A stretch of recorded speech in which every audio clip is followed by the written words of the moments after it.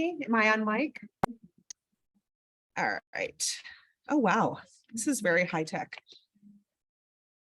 All right. Well, thank you all for joining us today. I'm sorry we're a little bit discombobulated, but we are here today for Breakout K. So if you are here for Breakout K, Lived Experience and Expertise panel, you're in the right spot.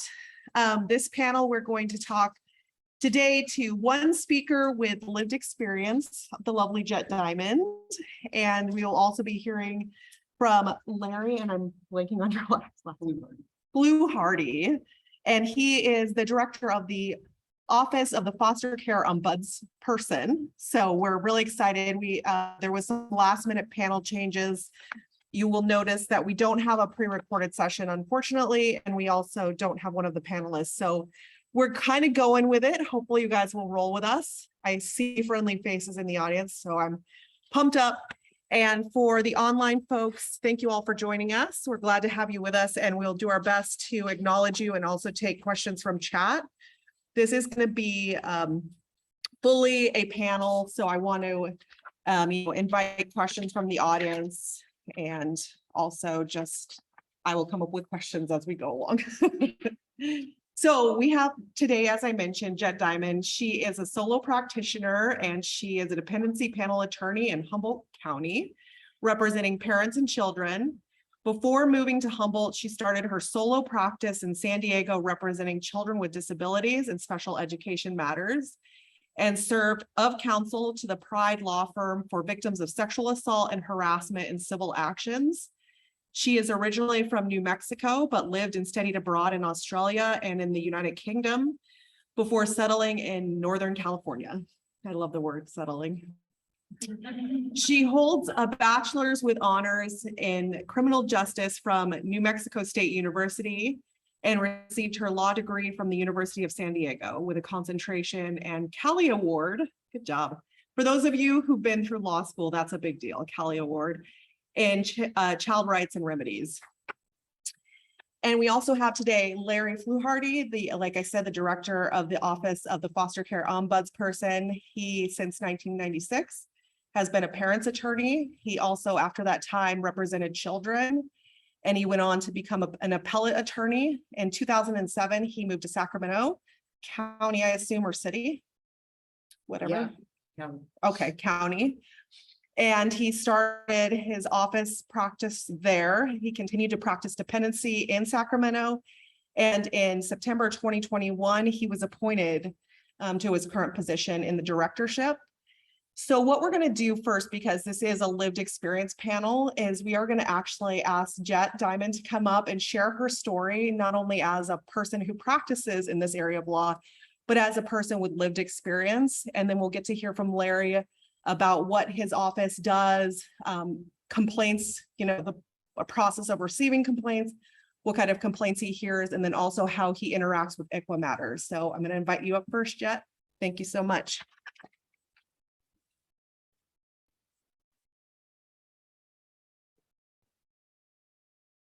Okay. I'm short. Just for everyone online who doesn't know. Can you all hear me? Okay. So I am from New Mexico originally, so I kind of want to just preface it with that. I am a fourth generation New Mexican. My great grandfather was the governor of New Mexico in 1933. My heritage and my background is it's complicated, to say the least, but for the most part, I identify as Jewish, not in practice, but in my roots. And I think the important thing to preface this all with is that I wouldn't be where I am today, and I wouldn't be practicing law if it wasn't what I went through.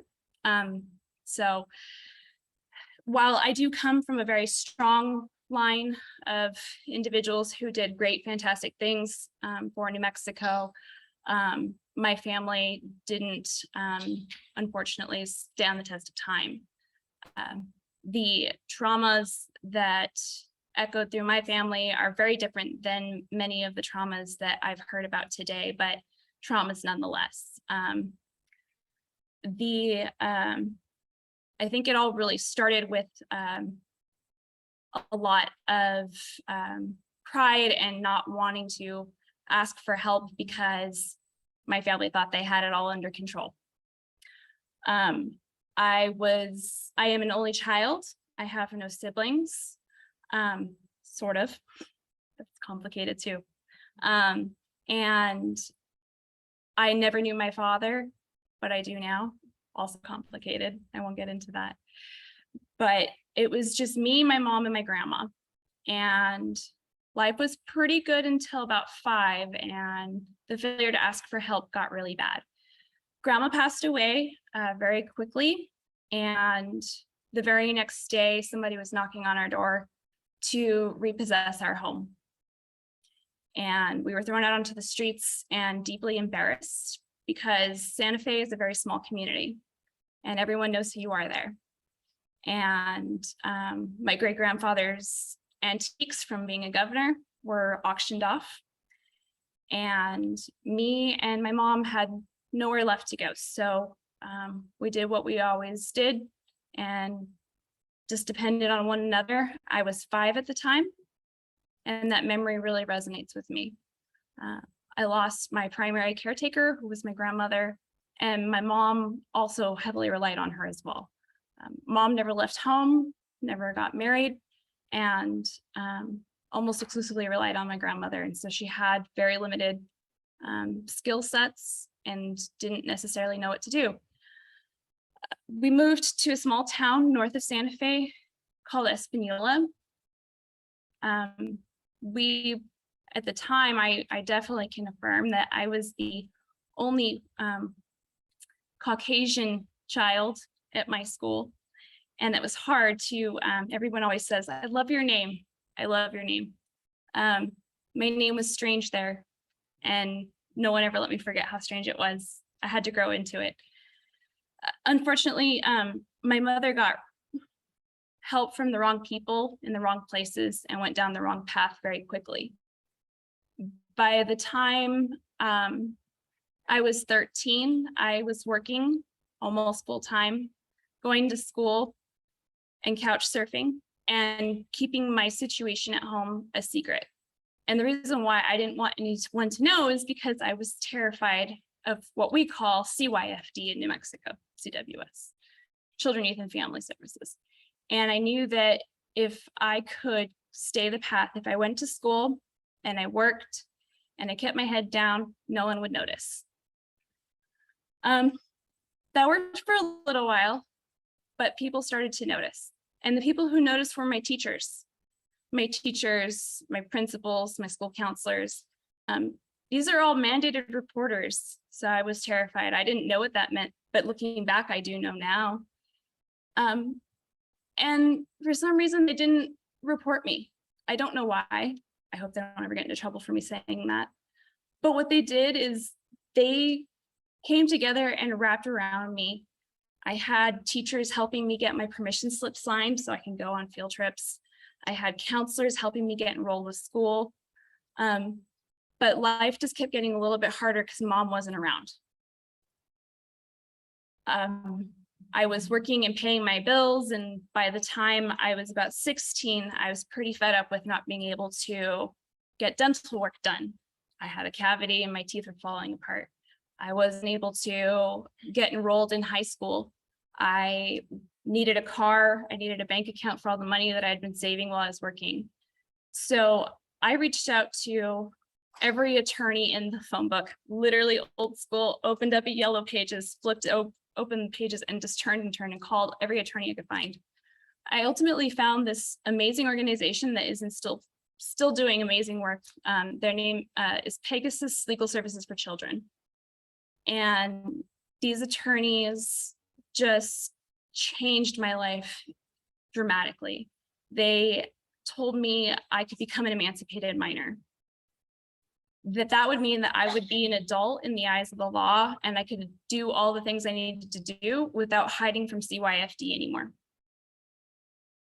And I filed my petition. I went into court. I had receipts for all of the groceries I had bought for the last 3 years. I had pay stubs for the last 3 years.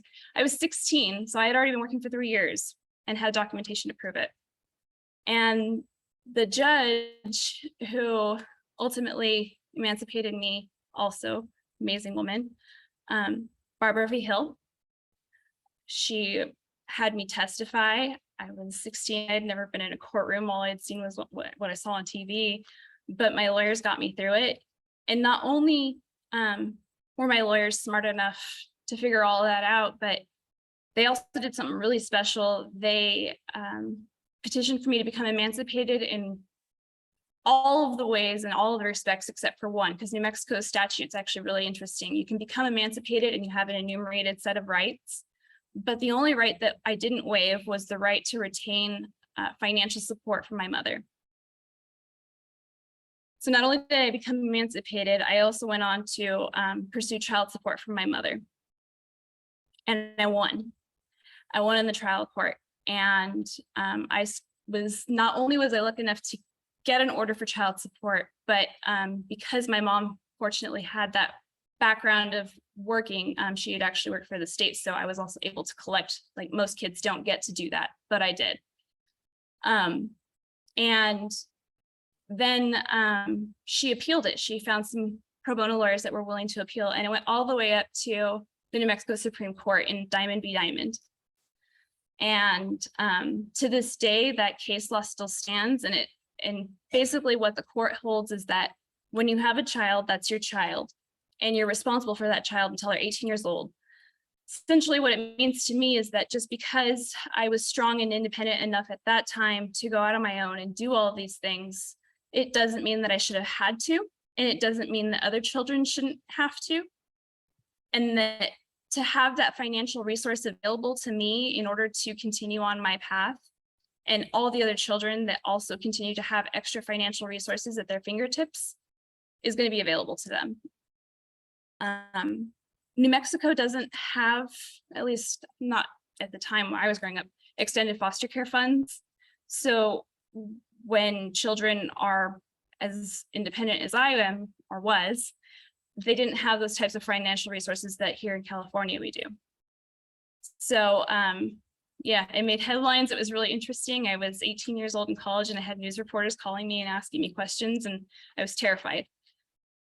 Unfortunately, during the span of all that experience, though, I became estranged from my mother, the only relative I knew.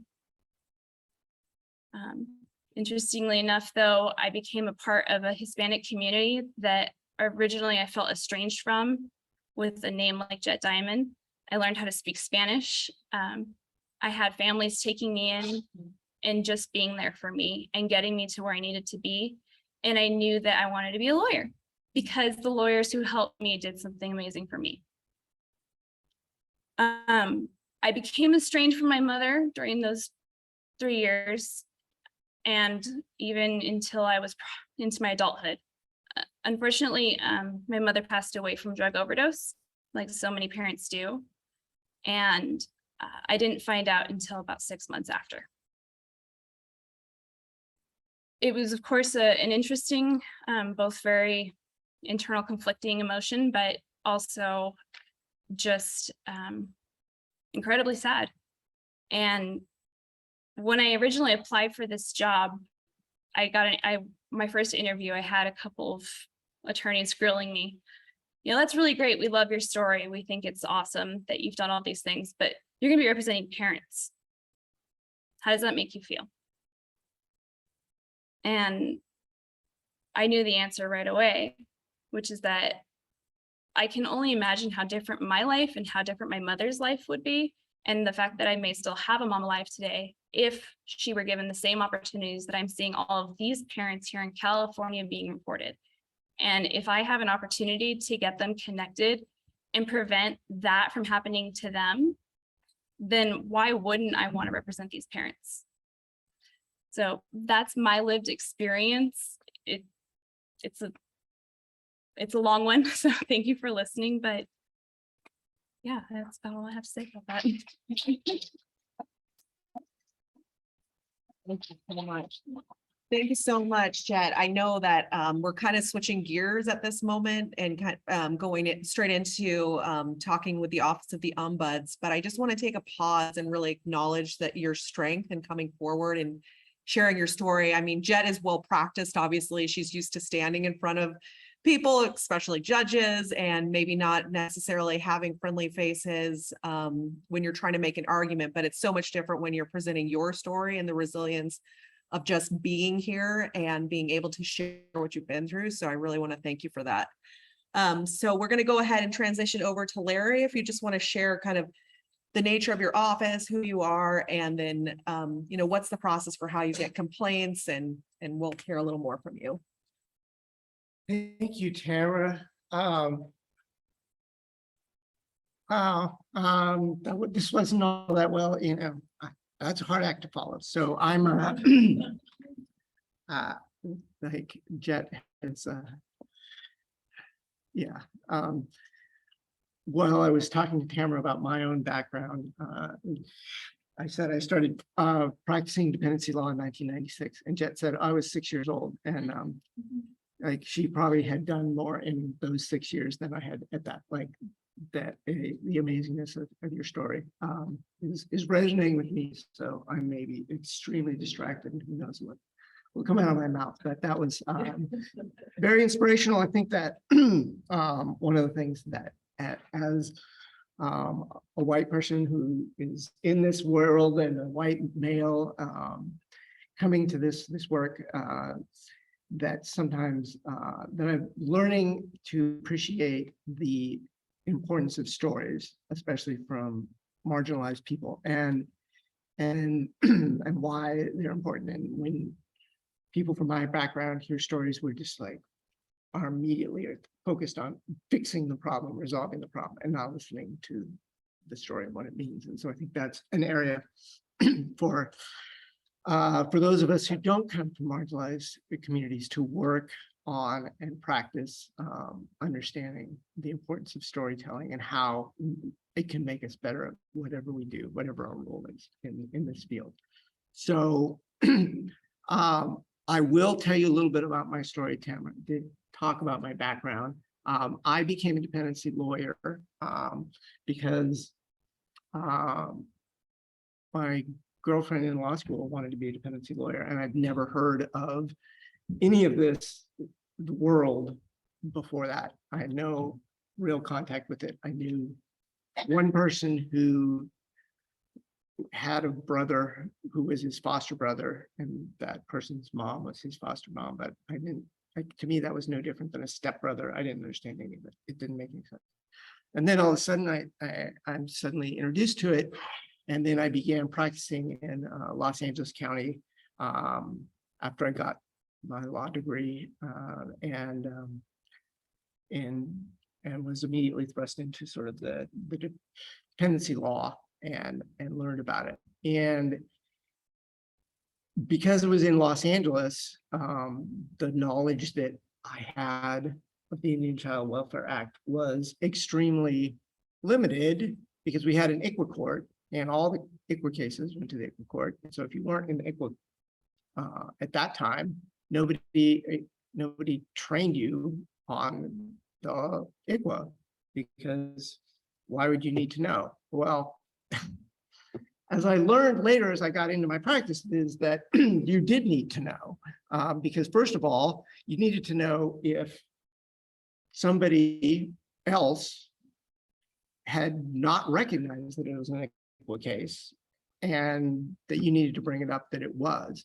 And so if you didn't know the ICWA and you didn't know how it applied, then you were not doing your job as you should be. And but I didn't know that, and I'm sure that there were probably instances where I missed that. And the other area is that the application of the ICWA, since it was passed, has begun before the case gets to court.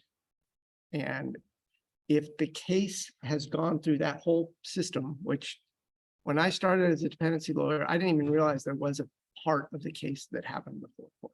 Like, it was just, it never occurred to me that there could be the social worker intervening, doing things, because all you ever saw was they came in, the mom, had tested positive, and so they filed a petition, and you never ever saw any case at that time in 1996 in Los Angeles where they provided any services to a family before removal, or all theirs, or any active efforts or anything. You just didn't see it. And either that, there's two explanations for that. One, the services that they provided were so successful that they never ever had to file a petition on those families. I don't think that's the case. The other one was that they just never provided any pre-placement, pre-removal services. So I've got a little off track, but when I joined what is now CLC and started being a children's lawyer, because I didn't like representing the parents that much. I have to say it was just not that great of an experience for me, but I learned a lot from it. And it was just really hard to represent parents. So I wanted to represent children. I got a job representing children. One of the first things that happened was my supervisor at the time, Catherine Anderson, basically came to me and said, everybody needs to know the ICWA and that it's extremely important, and that, began to explain the history of it and the reasons behind it and what it was about. And so I started learning about it. And that was a turning point in my career, because it really made me realize that there was a lot of the law that I didn't understand. And as I've gotten further and further into my career, I've realized how much I didn't know at the beginning, which would have been really helpful. Like, the Welfare and Institutions Code doesn't end at 360 or 395, like it keeps going. And the best part, the most important part, is starts at the 16,000s and goes from there, because that's what tells the social worker what they have to do. So anyway, that is how I got into understanding the ICWA. And when I moved to Sacramento, or when I became an appellate attorney, then I really had to know the ICWA, and I really had to understand what happened. And most of the ICWA cases that you get as an appellate attorney, and pretty much all the ones that you win, are always have to do with notice and not actually application of the Indian Child Welfare Act. But there are a lot of cases out there that deal with things like replacement preferences and the application of ICWA. So it does happen, and it is a very important piece of the practice. So I'm going to talk about the office.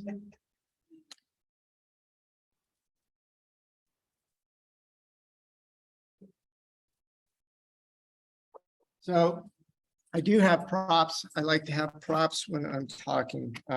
So the Office of the Foster Care Ombudsperson was created through the work of youth. Children, CYC ran a bill unsuccessfully to create a Bill of Rights, and it failed.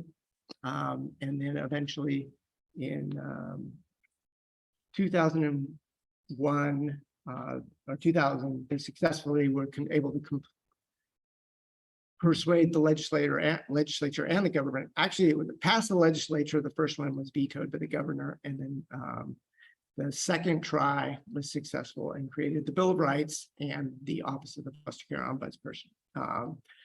The first ombudsperson was Karen Grace Kehoe, and she was in that role for I want to say 16 years, 15, 16 years. The second ombudsperson was Rochelle Trachtenberg, and she had been a youth in Los Angeles in care. She's the first former foster youth appointed to be the ombudsperson. And she resigned just over a year ago, and I was appointed in September. So the office is in statute what it's supposed to do. has 5 main responsibilities. We receive complaints, investigate complaints. We attempt to resolve those complaints informally and some without going to court.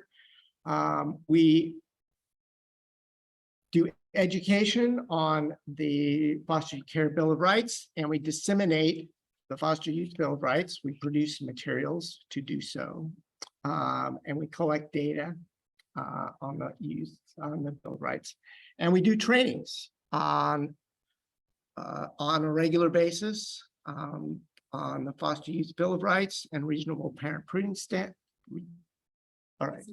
reasonable prudent parent standard, also known as the RPPS, if you're really into acronyms, which are a lot easier to say than whole words. We do those. We have, at this point, monthly trainings open available to anyone online. They're available at our website. You can also receive any of these materials. We have posters, we have handbooks, we have pocket size pamphlets, and I will at some point stop talking and type in the chat the address where you can request information, you can request copies of the materials, you can download them online, or you can have them mailed to you at no cost. And you can also sign up for training if training is something that you want. All right. So there are specific rights in the Bill of Rights for Indian children, which include those who are Indian children recognized by their affiliation and membership eligibility in a federally recognized tribe. But there are also rights that apply to anyone who identifies as Native American that are covered in the Bill of Rights. And some of these also apply to other people to have their culturally appropriate religious ceremonies, their hair care products, all these things recognized and appreciated.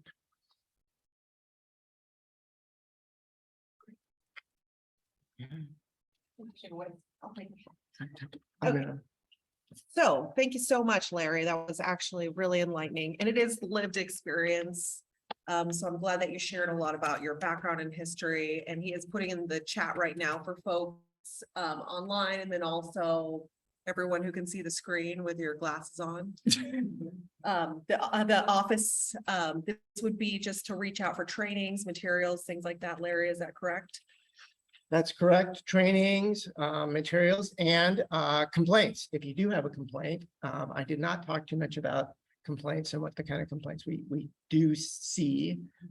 You can make complaints on our website, and you can also call the toll-free number. Okay. So I think this is where we want to go ahead and switch to some questions. I wanted to actually ask a directed question to Jhette, which she dealt with a little bit in her final, remarks. But have you noticed in your day-to-day representation of parents and children, but mostly parents, the impacts of your lived experience as far as your advocacy towards them? How has that shaped your day-to-day philosophy, if you have one, and share what that is?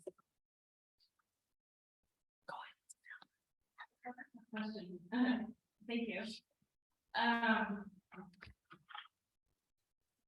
Of course, it influences me every day. All of our lived experiences influence everything we do.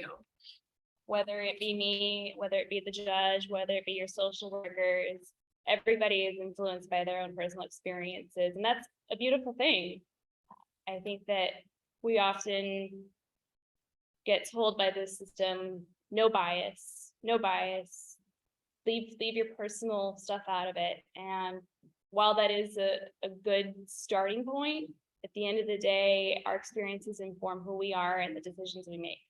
And I very much appreciate SDMs, another acronym, standard decision-making tools, all of all the structure, the law, the black and white stuff that we start with. But at the end of the day, we got to fill in the rest of it with what we know and helping families with what we've got.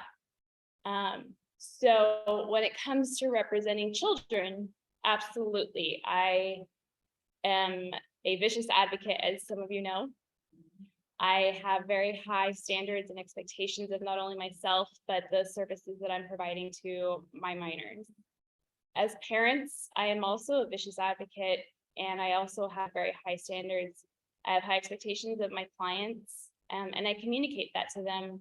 I don't like the analysis to stop there, though. And I think as an attorney, I often run up against a brick wall because at the end of the day, I am a lawyer. I can't be out in the field and lawyering. And I also can't become a witness to my own cases. So I don't see, let's see, we've got Tamara, we may have some other attorneys in here, but I don't know if everyone knows this, but as an attorney, I have an ethical obligation to be the attorney, to be the advocate and not a witness. The moment that I become a witness to my own case, I am no longer able to be the attorney on that case. I now become a witness and I have to step aside. So I appreciate and desperately need all of you who work with my parents and my kids every single day to be the witnesses to what they're going through, to be the witnesses of what services they're getting, what they're not getting, and where they need to be. That makes it hard to deal with me sometimes. And so apologies to everyone who I have been difficult with, but I promise at the end of the day, we all just have a job to do. And remember, we get to clock out at 5 o'clock sometimes. Rarely, okay, let's be honest, we don't get to clock out. But the idea is that at the end of the day, we all get to go home to our families and our lives. And we have to respect that in each other, but we also have to respect that in our work. And remember to leave work where work is, because you're going to be a better advocate and a better social worker, a better lawyer, a better judge when you come back to work with a fresh mind. And remember that what happened yesterday, and you have to move on and you have to learn from it. And you have to find a way to make peace with those that you may have just fought with yesterday. So that goes to with my clients, my parent clients. Honestly, if they're not arguing with me, I'm probably not doing a really good job. But I often find that the ones that argue with me the most tend to be the most successful, because they're there, they're engaged, and they're being part of the process. All right, I have one more question, but I'm gonna ask the audience to fire up their brains to think of any other questions that they may have.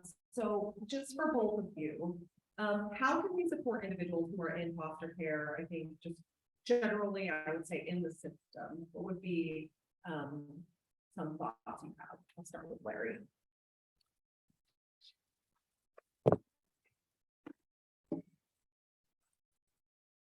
Wow, I mean, I could probably have talked for another half hour just on that, but I think I'm gonna dovetail on what Jhette said, and that one of the things you can do is that you can make sure you take care of yourself, because it is really an awkward situation when you're talking to somebody who's in a mental hospital or a group home or in jail, and you end the conversation and you're like, Greg, that situation of you're leaving and they're staying there, and you know it, and but you have to do it because you have a job to do on their behalf, and you have to get there, and you have to get home, and you have to get enough sleep, and you have to eat well, and so that you are prepared to meet their needs. And the second piece is that you have to listen to them and be someone that hears them, which is hard because they're coming from a place of trauma. And what they're going to bring to you is their trauma, and you have to listen to it and to make your decisions, and be transparent and say, these are the things I can help you with, and these are the things we cannot change. And these are the parts of your situation that, in spite of how hard it is, that you might actually be responsible for changing, and be honest and transparent about where there is a part of their life that they can control, and that is, and give them control, because one of the most challenging things is not feeling that you're in control. You want to open it up to anyone else? I feel like very good. Okay, so, part of the breakout question, and I just was, looking at it, is to learn how to be better advocates for Native children in the system moving forward. And so I just want to open that up to the room and just hear if you're willing to reflect back on that question. Is there something that you would like to reflect back, either to Larry as a representative of the Office of the Ombudsperson, or to Jhette as either an attorney or a person with lived experience? What do you wish that folks knew about how to be a better advocate for Native children?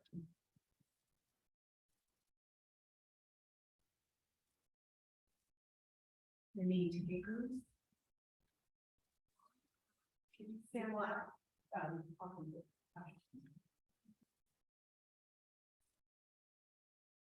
I guess my question would be for you is that one of the things that I struggle with is the time frame that it takes to get through a case, and continuances really drive me crazy because it's human life, and I hate going to court even when it's not me that is having to, share my story or feel judged or criticized. What kind of advice could you give us as social workers and child welfare department directors to help us ensure that we have less continuances, that these cases are heard sooner, that we're doing our diligence? For my tribal social workers, what can they do to really support the process for both the children and the parents, so that it moves along more smoothly?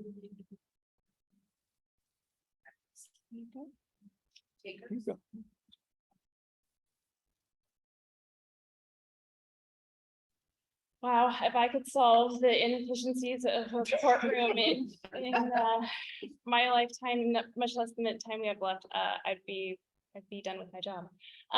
So inefficiencies in courtrooms that lead to continuances, and I don't know that this is the case across all counties, but I can definitely say from my personal experience, continuances are hard on families, and the court process is already excruciatingly slow for these families. And I've seen it in my clients. They get to court and their level of anxiety is through the roof. They've got big eyes, they're sweaty, they're told, oh, your court hearing was at 8:30, we need you to sit here and we'll call you when we're ready. And they sit there and they sweat it out for an hour, maybe 2 hours. We get in there and, oh, it's a continuance. The best thing you can do to help avoid those continuances is be in communication with your attorney. I tell all of my clients that, all of my parents, all of my minors, all of them. If I can get in contact with you and I know it's happening ahead of time, it helps the attorney mitigate those continuances. In a perfect world, that would be every attorney's policy. But court is this, I think what you can help, here's how you can help. Help families understand that what's happening in the courtroom, it's happening in a vacuum. It's slow. It's not in congruence with the reality. By the time we get reports as an attorney, that information I'm seeing is sometimes 30, 60 days old. I don't think families quite understand that attorneys are usually the last to know everything. We're the last to know. And so the reason why I preface it with that is because if they feel a little bit more confident in understanding that there might be a continuance, or that whatever happens in the courtroom doesn't impact the tomorrow for you. Because tomorrow means, hey, I might get a continuance, but that doesn't mean I stop going to my programs. That doesn't mean I stop going to my visits. It doesn't mean that life stops, life marches on, right? And if they can understand that whatever happens in that courtroom, it might be doom or gloom, it might be the ultimate, end all, but they're not going to know that until they contact their attorney and have a real conversation about what they can be expecting. And so I wish I could solve it. And I can't say that this is the case in all counties, but I can definitely say in our county, communication with your attorney is going to take you pretty far. And if you can't get in contact with your attorney, please be reaching out to your social workers and make sure that if it's not your social worker, it's your tribal social worker, because my door is always open. Everyone knows how to reach me. If you guys don't know how to reach me and you need me, please let me know. I'll figure a way to get that information to you guys. But I can't directly communicate with county social workers. So please call your county council. Yeah, if that is like, if we could solve that, like that would be a great breakthrough. I guess that the one thing you can do to help with continuance is don't, do no harm, don't be the cause of the continuance. And if you're a CPS worker who's responsible for writing the reports, many counties, many cases are continued every day in the state because the social worker did not timely complete the report. And I'm not trying to come down hard on social workers, but there's 100 other reasons for continuances, but it shouldn't be because the social worker didn't get the report done or didn't get notice done as it needed to be done. So there's not a lot you can do, and some things are beyond your control, and you just have to live with the fact that there are cases continued, and some of them for very good reasons and some for not. But it is part of what happens all the time. All right, and I realized I didn't introduce myself. So I just want to say hi. I'm Tamara Honrado, and I'm a tribal and ICWA social services consultant for the Office of Tribal Affairs. Previous to that, I was working with the Yurok tribe as their legal counsel and also as the deputy executive director of Health and Human Services, not at the same time, 2 different times. And before that, I worked for California Indian Legal Services, representing a bunch of different tribes in Northern California. So I just want to also respond to that sometimes a continuance can work in a parent's favor.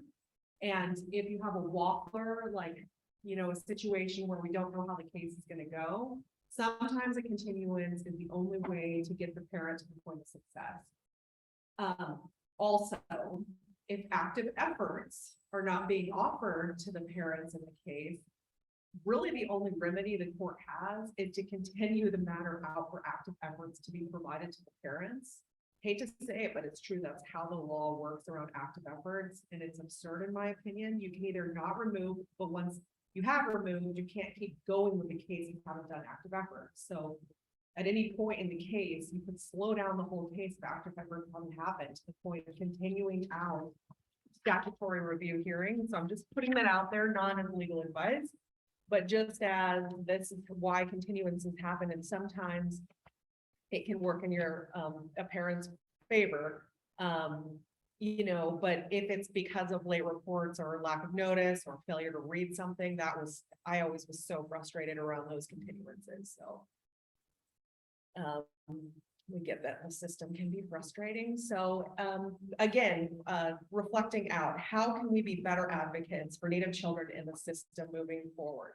Any other thoughts from the audience or online?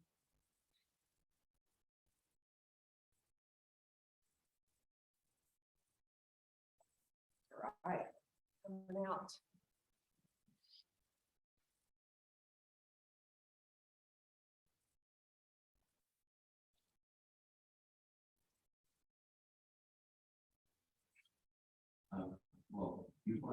question after I speak off my things. Coming from traveling as a travel representative, I often file hatch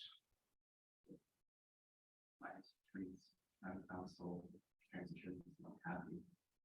Their pushback, their challenges are often for me to try to see the individual perspective, to challenge the perspective, to advocate more, to keep that,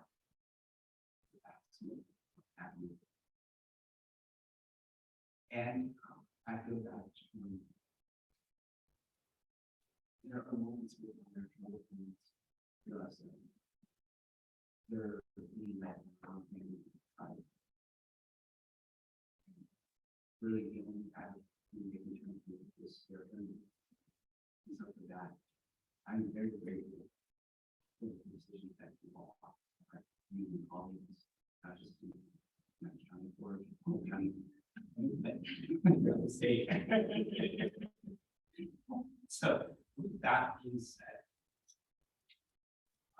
it's my living understanding there's certain terms about Waco cheat because so I asked, we're very good in this case. Do you have like throughout your day-to-day asking for your job and daily basis, do you have like a master case law to provide you further develop back?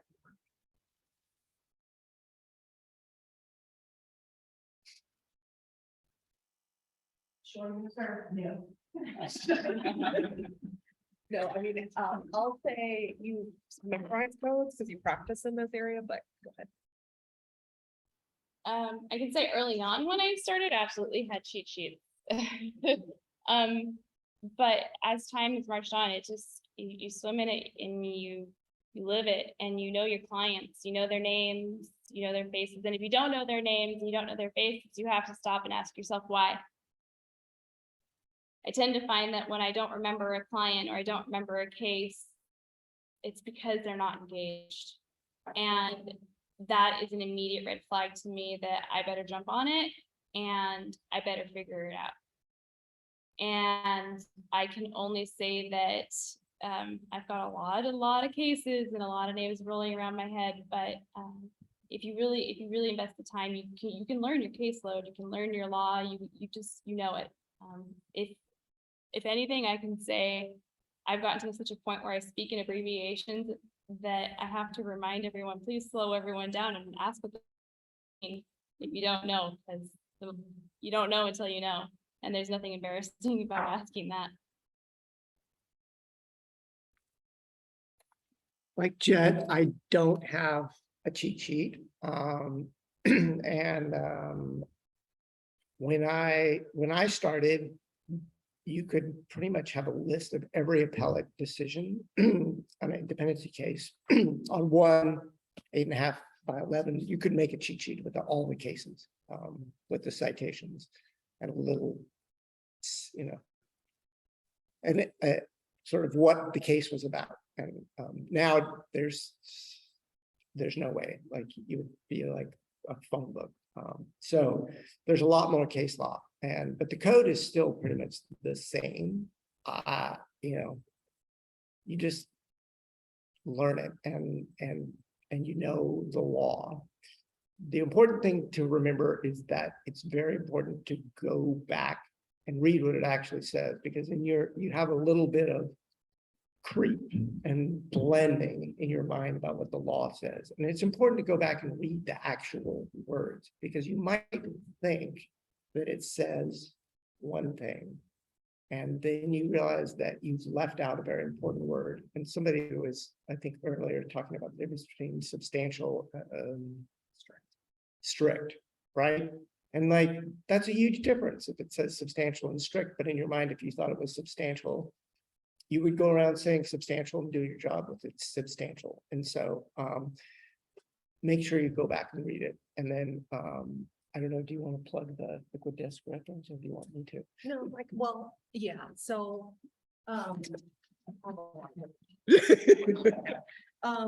so one thing to know is that for dependency law practitioners, there's actually a practice guide that's like from this podium. I don't know if the online people can see, like up to here this thick. Like it's really thick. You can use it to prop up your computer monitor. But I mean, you learn that thing. That's how you learn the practice. And then you learn to argue in the nuances. And for folks that do the ICWA practice, it's very much like not in that book, which is crazy because it was supposed to be immersed in every area of practice.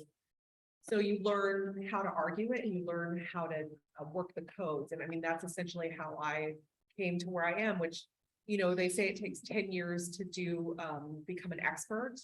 I completely believe in that. You know, I'm only halfway there. So got a lot of years. So something I was thinking I could share, which Larry's point also, a former Office of Tribal Attorney consultant, Mary Ridling, created this really amazing ICWA desk reference. For those of you who aren't aware of this document or book, I mean, literally you talk about the size of hers is as big as that.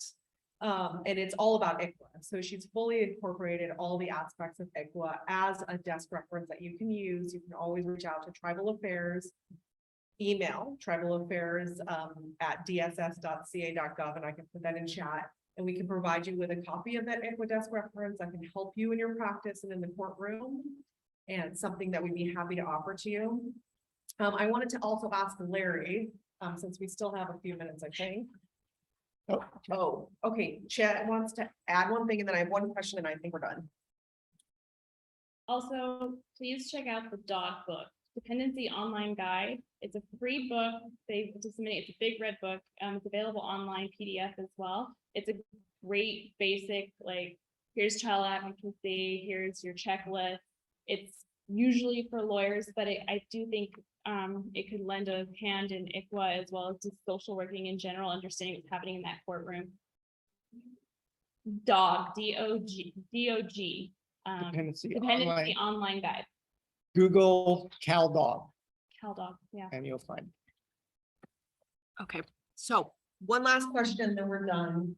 What do you advise to a tribal representative or social worker, generally speaking, if they have a worry or concern about how ICWA is being applied in the case? How do they access your office? I know you already said you can call or email, but what is I guess the expectation once you get that complaint? What happens after that? With 2 minutes to go. Okay, so we get complaints 3 ways. We get emails, we get web complaints, and we get phone complaints. You're probably best to do a phone complaint. I know that seems old-fashioned, but this is the inside hack. Do the phone complaint, because eventually someone's going to call you back on the phone anyway. So you might as well start on the phone. And the phone tree might be a little tricky to navigate. We're working on making it a little friendlier to the user, but it turns out it's not as simple as I thought to do those things, change these things. So if you have a complaint about the way the ICWA is being implemented, call the office and make sure that it's, you know, it's clear that it's a complaint about the ICWA, and you share what it is. And if the response from the analyst is sort of to refer you to OTA or someone else, then reach back out to our email or to myself and say that you think you got shuffled to the side, and be an advocate for yourself to get the office to follow up. You can also, you know, reach out to OTA and have them reach back out to us, but you can't go directly to me if you feel that you've been given the cold shoulder, and I will look into it. And if it is not a case that's within our jurisdiction, I'll just say it isn't. But it is very important, because there's a tendency of people who are not from tribal backgrounds to not really understand a lot of the concepts in ICWA, especially active efforts. And if you call up and complain about active efforts, it just may take a lot of explaining. And it may seem like to you ridiculous that we can't get it. But sometimes we just need it explained to a way, and then all of a sudden a light bulb goes off in our head and we got it and we understand. And I will, even though we're probably over time, explain that there was a case where we were talking about getting delivered service logs, and I know some people out there might not know what we're talking about, and some of you might, but everyone asks for delivered service logs. You get put into the queue. You have to wait. The county council screws you around, and they say they're redacting them and blah blah blah, and they give you a hard run around. And then so the sort of point was, you know, that the tribe was asking for them and they weren't getting them, and it's like, well, everyone has to go through that. But Stephanie Weldon, director of explained to me that the under active efforts, that the county has an obligation to provide the information to the tribe immediately, and they can't be forced to go through the regular process. And that's a failure to provide active efforts. And so that's just one example. Don't get hooked up in the example, but like it set off a light bulb in my head, and I never would have put it together if Stephanie hadn't explained it to me the way that she did. So you might have to explain it 5 ways till Saturday, but somehow you'll get through. Be persistent. I'm all for light bulbs going off in our head. So thank you all for coming. And I think at this point we're done. So appreciate you all. Oh, what's that? Closing ceremony. Get your feedback. Thank you. Thank you.